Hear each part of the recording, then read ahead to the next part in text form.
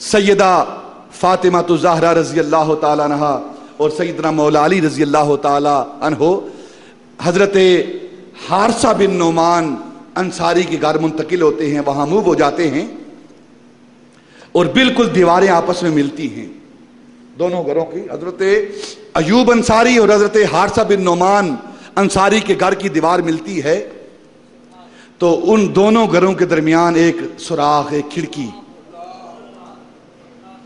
کھڑکی ہے۔ نبی پاک صلی اللہ علیہ وسلم اکثر و بیشتر زیادہ اوقات جب اپنے گھر میں ہوتے اور اپنے گھر کے اندر رہ کر اس کھڑکی سے، اس سوراخ سے اپنی بیٹی فاطمہ کو دیکھتے رہتے، حسن اور حسین کو دیکھتے رہتے۔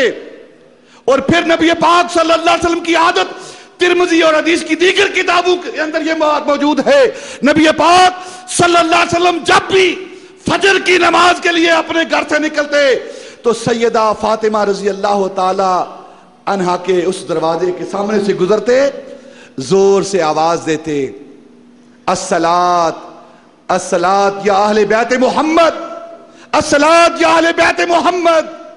اور پھر جب یہ پڑھ لیتے تو اس کے بعد پھر ہر روز، ہر صبح جب نبی پاک صلی اللہ علیہ وسلم اس گھر کے دروازے کے سامنے سے گزرتے تو اس آیت کی تلاوت کرتے، انما یرید اللہ لیذھب عنکم الرجس اہل البیت ویطہرکم تطہیرا۔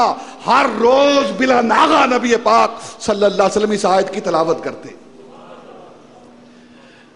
نبی پاک صلی اللہ علیہ وسلم کے صحابہ رضوان اللہ تعالی علیہم اجمعین جن کا ایمان دیکھیں، حضرت حارثہ بن نعمان رضی اللہ تعالیٰ عنہ کیا کہتے ہیں، انما انا ومالی للہ ولرسولہ، اور یہی بات ابو بکر کر رہے ہیں جب جیش الاسرہ ہے، غزوہ تبوک کی تیاری ہو رہی ہے۔ نبی پاک صلی اللہ علیہ وسلم نے ارشاد فرمایا، جمعۃ المبارک کا خطبہ دے رہے ہیں، آپ نے فرمایا جیش الاسرہ ہے، کفار کے ساتھ جہاد ہونے والا ہے، اپنا اپنا حصہ ڈالو۔ سارے صحابہ حصہ ڈالتے ہیں۔ سیدنا عثمان غنی 900 اونٹ سامان سے لدا ہوا جہاد میں حصہ ڈالتے ہیں، 100 گھوڑے جہاد میں حصہ ڈالتے ہیں، اور پھر اشرفیوں کی تھیلیاں سیدنا عثمان غنی نبی پاک کی جھولی میں آ کر ڈالتے ہیں۔ سیدنا عمر فاروق رضی اللہ تعالیٰ عنہ وہ بھی اپنے گھر کی طرف جاتے ہیں۔ جب گھر جاتے ہیں خوش ہوتے ہیں، ہر وقت ابو بکر مجھ سے سبقت لے جاتا ہے، مجھ سے آگے بڑھ جاتا ہے۔ آج ابو بکر کے پاس کچھ نہیں، بکر سے آگے بڑھ جاؤں گا نیکی کرنے میں۔ نبی پاک صلی اللہ علیہ وسلم سیدنا عمر فاروق کو قریب بلاتے ہیں، قریب بلا کر آپ فرماتے ہیں، عمر کیا لے کر آئے ہو اور کیا چھوڑ کر آئے ہو؟ سوال کرتے ہیں نبی پاک صلی اللہ علیہ وسلم، گویا بتانا چاہتے ہیں میرے ابو بکر سے آگے کوئی نہیں بڑھ سکتا۔ عمر کیا لے کر آئے ہو؟ گھر میں کیا چھوڑ کر آئے ہو؟ عرض کرتے ہیں یا رسول اللہ آدھا مال لے کر آیا ہوں اور آدھا مال گھر والوں کے لیے چھوڑ کر آیا ہوں۔ آپ نے فرمایا بیٹھ جاؤ، ابھی یہ بات ہو رہی ہے، ادھر سے ابو بکر تشریف لا رہے ہیں۔ ابو بکر کی کیفیت کیا ہے، حالت کیا ہے کہ جسم پر ٹاٹ کا لباس ہے، ببول درخت کے کانٹوں کے ساتھ بٹن لگے ہوئے ہیں اور سر پر بکسا رکھے ہوئے ابو بکر آ رہے ہیں۔ نبی پاک نے فرمایا صحابہ رستہ چھوڑو، ابو بکر کو آگے آنے دو۔ جب ابو بکر قریب آئے تو نبی پاک صلی اللہ علیہ وسلم نے پوچھا، ابو بکر کیا لائے ہو اور اپنے گھر کے لیے کیا چھوڑ کر آئے ہو؟ ما ابقیت لأہلک، ابو بکر گھر والوں کے لیے کیا چھوڑ کر آئے ہو؟ ابو بکر ہاتھ جوڑ کر عرض کرتے ہیں یا رسول اللہ جو کچھ ابو بکر کے پاس تھا وہ ابو بکر آپ کی خدمت میں لے آیا ہے، اب کہیں تو اللہ و رسولہ، ابو بکر اپنے گھر یا اللہ کو چھوڑ کر آیا ہے یا اس کے رسول کو چھوڑ کر آیا ہے۔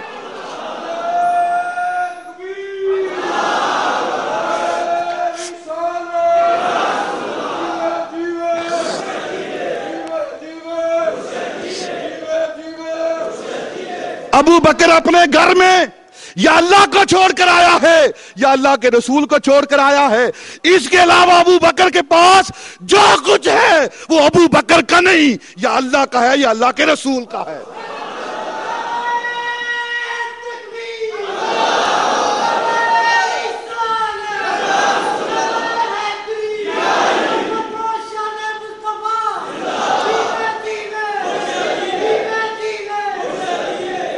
پھر وہی ابو بکر ہیں حجۃ الوداع کے موقع پر آج جو بات حارثہ بن نعمان کے گھر کے اندر ہو رہی ہے، اس سراغ سے نبی پاک اپنی بیٹی فاطمہ کو دیکھ رہے ہیں.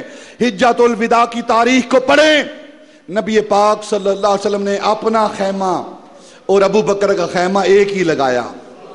پڑھیں تاریخ کو، سیرت کی کتابوں کو پڑھیں، حجۃ الوداع کو پڑھیں کہ ایک خیمہ لگ رہا ہے. 1,24,000 کم و بیش صحابہ موجود ہیں، صحابیات موجود ہیں، ہر ایک کا اپنا اپنا خیمہ لگ رہا ہے.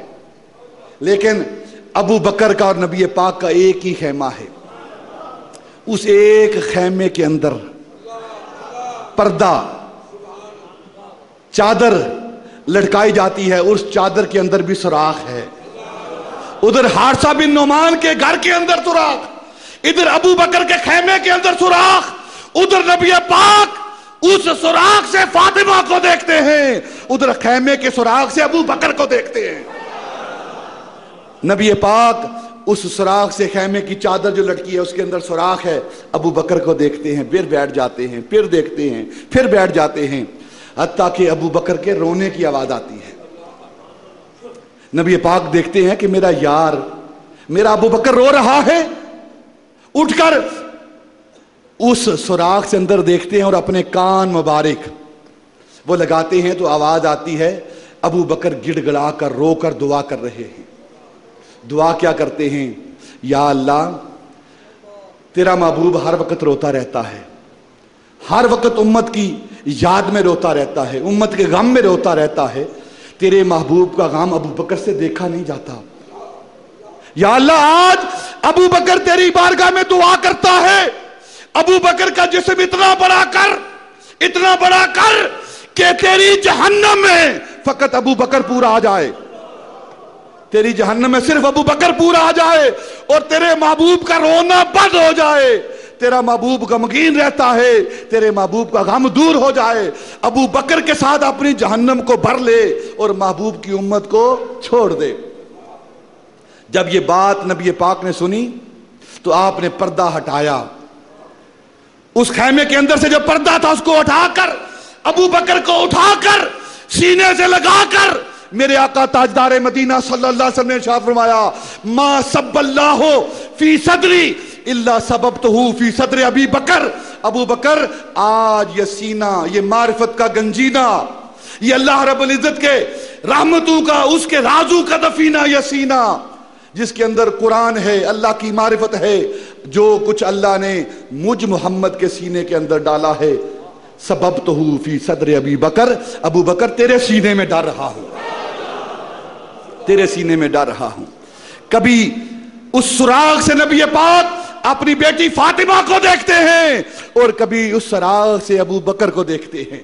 یہ نبی پاک صلی اللہ علیہ وسلم کی محبت ہے. کبھی اپنی بیٹی کے ساتھ محبت کی انتہا ہے اور کبھی اپنے اس یار ابو بکر کے ساتھ محبت کی انتہا.